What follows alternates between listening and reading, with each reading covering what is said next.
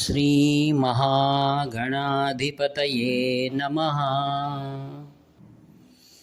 श्रुतिस्मृतिपुराणानाम् आलयं करुणालयं नमामि भगवत्पादं शङ्करं लोकशङ्करम्।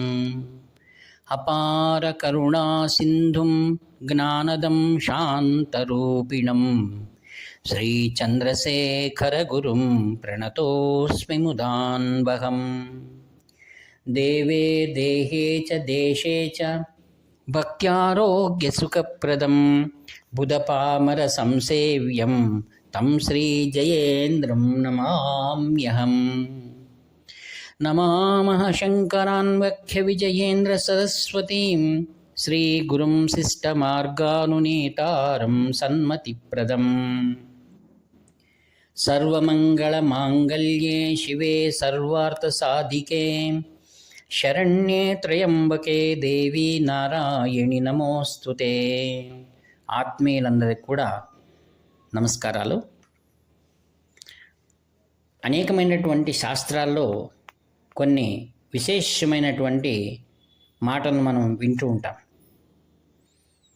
ఏమిటివి అనగా, ఏది తెలుసుకుంటే మరలా తెలుసుకోనవసరం లేదో, ఎవరి దగ్గర వెళ్తే మరి ఒకరిని అర్థించని అవసరం లేదో అట్టి వారిని మనం ఆశ్రయించాలి అని చెప్తారు. తెలుసుకోవాల్సింది ఒకటే సత్యం, అర్థించవలసింది ఎవరిని? గురువునే. అందుకే సత్యము అన్నా, ఈశ్వరుడన్నా, దైవమన్నా, గురువన్నా, భగవంతుడన్నా అన్నీ ఒకటే.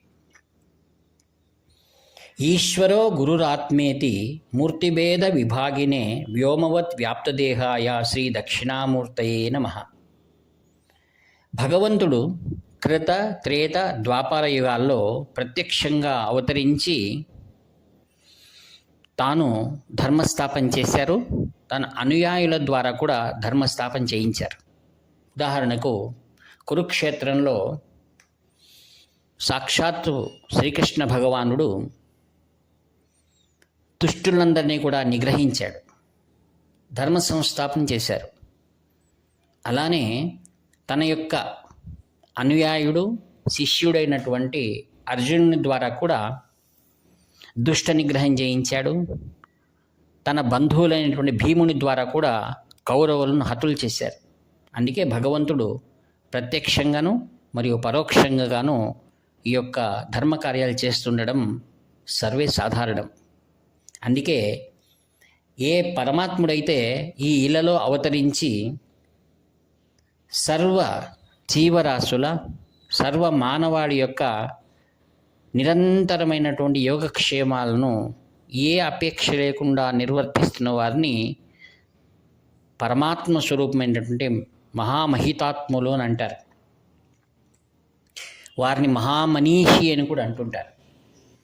వారిని మనం కేవలం కొన్ని మన చేతి వేళ్ల మాదిరిగా గుర్తించవచ్చు అంతే.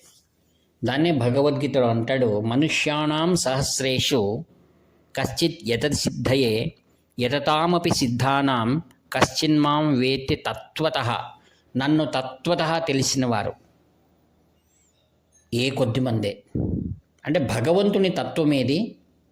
జీవకారుణ్యం, దయ, మాతృస్వరూపం. అందుకే ఇంకొక దగ్గర అంటారు ఆయన, జన్మ కర్మచమే దివ్యం మమయో వేత్తి తత్వతః సోవికంపేన యోగేన యుజ్యతే నాత్ర సంశయ. భగవంతుడు అంటాడు, నన్ను నేరుగా నువ్వు తెలుసుకోలేవు. నా యొక్క జన్మ మరియు నా యొక్క కర్మ దివ్యమైనది. ఎవడైతే దీన్ని ఈ తత్వతః యథాతథంగా ఎవడు తెలుసుకుంటాడో వాడికి అవికంపన యోగం అనేది కలుగుతుందన్నాడు. అవికంపన యోగము అనగా ఎప్పటికీ విడదీయరానటువంటి యోగం ఏర్పడుతుంది అన్నాడు. అందుకే భగవంతుడు ఈ ఇళ్లలో సాక్షాత్తు మహాపురుషులుగా అవతరిస్తుంటారు. వారి యొక్క జన్మ, వారు నెరవేర్చినటువంటి కర్మలను లీలలు అనాలి, మహిమలు అంటుంటాం. మనలాంటి వాళ్ళు ఆచరించే దాన్ని కర్మలు అంటాం. వారు చేసే వాటిని లీలలు అంటారు. కావున మహాత్ముల యొక్క లీలలు మరియు వారి యొక్క జన్మ కారణం ఎవరు తెలుసుకొని వారితో అనుబంధాన్ని ఏర్పరచుకుంటారో వారికి అనంతమైనటువంటి జ్ఞానం లభ్యమవుతుంది. తద్వారా మోక్షం అనేది ప్రాప్తిస్తుంది. అట్టివారు ఎక్కడున్నారో అని మనము వెతకనవసరం లేదు.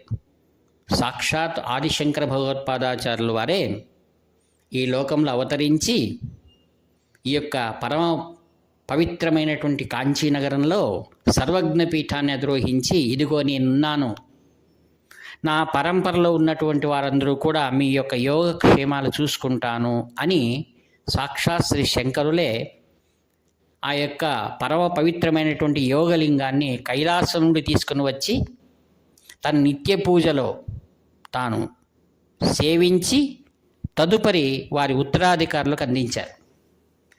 మనకు 70 మంది పీఠాధిపతులు మనకు ఈరోజు తెలుస్తున్నారు.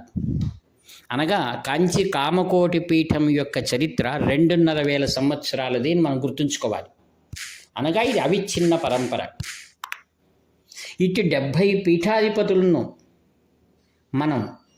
మన పూర్వీకులు దర్శించి అమోఘమైనటువంటి సత్ఫలితాలు పొంది ఏ యొక్క ఉద్దేశమై మానవ జన్మ వారికి లభ్యమైందో, మనకు లభ్యమైందో, వారు వాటినన్నిటిని కూడా సంపూర్ణంగా పూర్తి చేసుకొని మనలాంటి ముందు తరాల వారికి మార్గం చూపించారు మన పూర్వీకులు.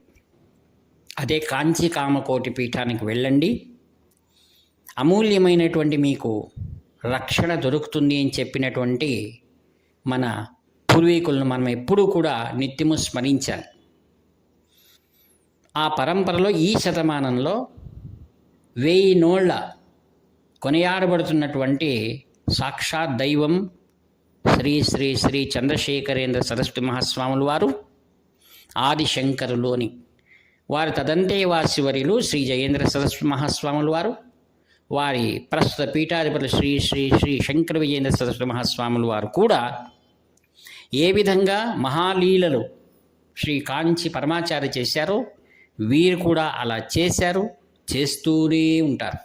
కావున ఆత్మీయులారా, వారిని పెద్దలను మనం స్మరించడం మన నిత్య కర్తవ్యంగా పెట్టుకోవాలి. దానివలన వాక్శుద్ధి, జ్ఞానం, సమస్త శ్రేయస్సు మనకు కలుగుతుంది. ఇక్కడ అలాంటి ఒక చిన్న కథను మనం చెప్పుకుందాం. వారిలో ఉన్న అపారమైన కరుణ 68వ పీఠాధిపతులు ఒక చిన్న లీలను మనం చెప్పుకుందాం.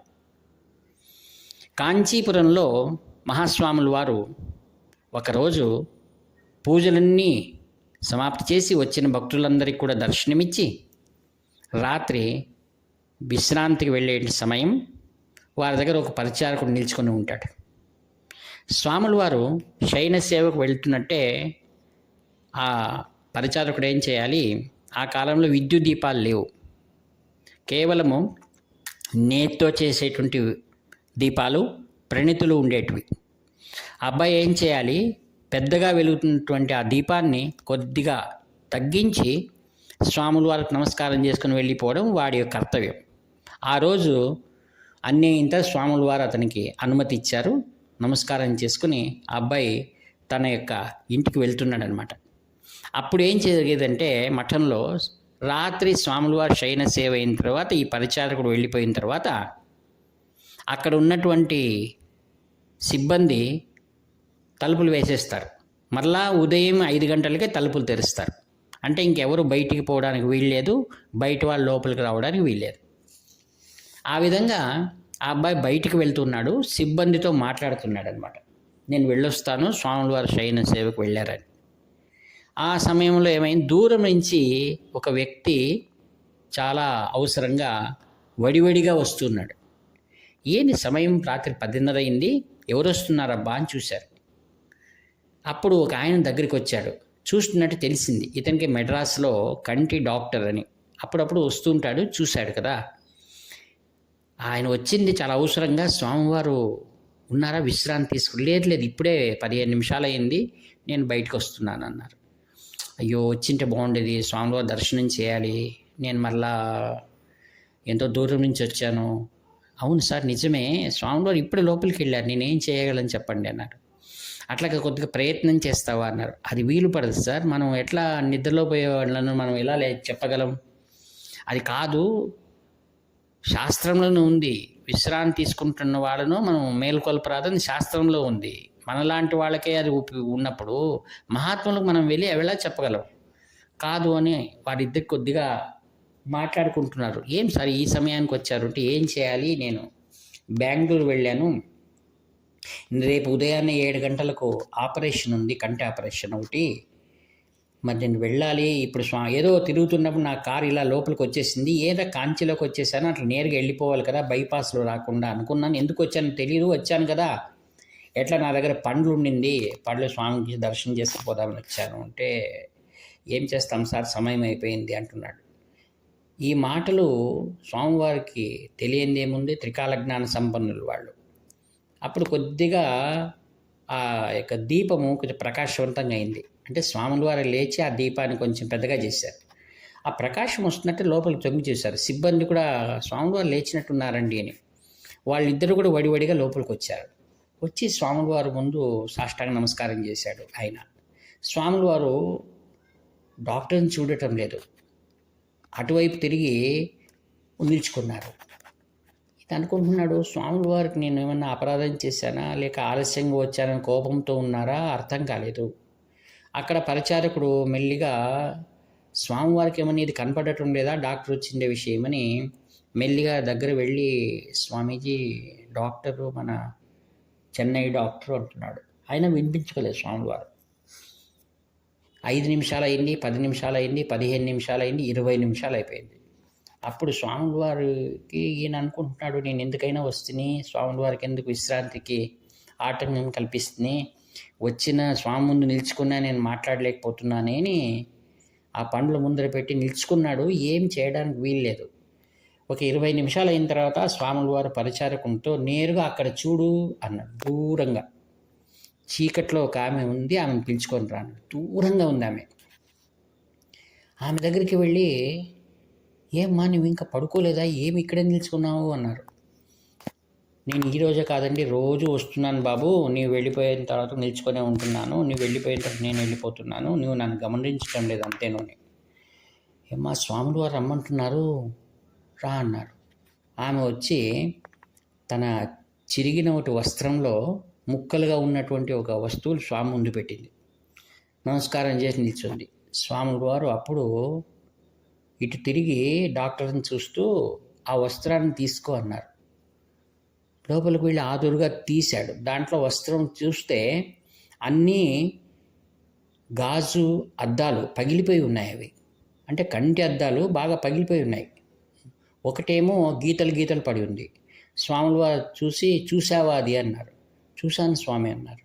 అగో ఆమెకు కంటిది అద్దాలు పగిలిపోయాయి, ఆ వారం రోజుల నుంచి వస్తూ ఉంది, ఆమె ఇక్కడ నిలుచుకుంటుంది, నేను నీకోసమే చూస్తున్నాను, వస్తే బాగుండును అని వచ్చావు, మంచి పని అయింది, ఒక పని చెయ్యి అన్నారు. ఏం చెప్పండి స్వామి అన్నారు. ఏం లేదు, ఇప్పుడు నువ్వు వెళ్ళిపో, రేపు నీ ఆపరేషన్ ముగించుకొని మరి కంచికి రా, వచ్చి ఇక్కడెక్కడ వైద్యుడికి ఈమెకు చూపించి ఆమెకు తగినట్లాంటిది కంటిది అద్దాలు ఇప్పించు అన్నారు. తప్పకుండా స్వామి అన్నాడు. అప్పుడు స్వామివారు అన్నారు, ఆమె పేదరాలు, మఠాన్ని ఆశ్రయించుకుని ఉంది, కంటి అద్దాలు లేకపోతే ఆమెకి ఏమీ కనపడదు, ఇప్పుడు నన్ను చూడడానికి కూడా రావాలంటే గోడ అలా తాకుతూ అలా నిలుచుకుంది, నేను ఆమె బాధను గమనిస్తున్నాను. అప్పుడు అనిపించింది, ఓ పరమేశ్వర, అందుకేనా నా కారు అట్లా వెళ్ళిపోకుండా డైరెక్ట్గా లోపల పిలిపించుకున్నావు అని. తప్పకుండా స్వామిని శ్రీవారి అనుగ్రహం పొంది ఆశీర్వాదం తీసుకొని ఆయన చెన్నైకి వెళ్ళి 2 రోజుల తర్వాత వచ్చి ఆ స్వామివారు చెప్పినటువంటి కార్యక్రమం చేశారు. చూడండి, ఒక కంటి అద్దాలు ఇప్పించడం కోసం ఒక ప్రత్యేకమైనటువంటి డాక్టర్ ఇక్కడికి పిలిపించి ఆమెకు నేత్రము కనపడడానికి సహాయం చేశారంటే, మహాపురుషులు వేదరక్షణ చేస్తారు, ధర్మరక్షణ చేస్తారు. సామాన్య వ్యక్తులను కూడా తన హృదయంలో పెట్టుకొని, ఒక తల్లి ఈ విధంగా బాధపడుతుంది కదా, ఆమె కంటి చూపుకు సహాయపడినటువంటి వారే మహాపురుషులండి. అందుకే వారిని అందరూ ఎప్పుడు గుర్తుపెట్టుకొని ఉంటారు వారి హృదయాల్లో. కావున ఆత్మీయులారా, ఇట్టి లీలలు మనం చదివినప్పుడు మనలో స్పందన వస్తుంది, మనలో భక్తి ఏర్పడుతుంది. ఈ వాక్పుష్పాలన్నీ కూడా ఆ మహాదేవుడి స్వరూపమైన శ్రీ చరణులకు నిరహంకార సమర్పిస్తూ సెలవు తీసుకుంటానికి మీ ప్రియతమ నేస్తము నివర్తి నాగభూషణ శర్మ. హర హర శంకర, జై జయ శంకర.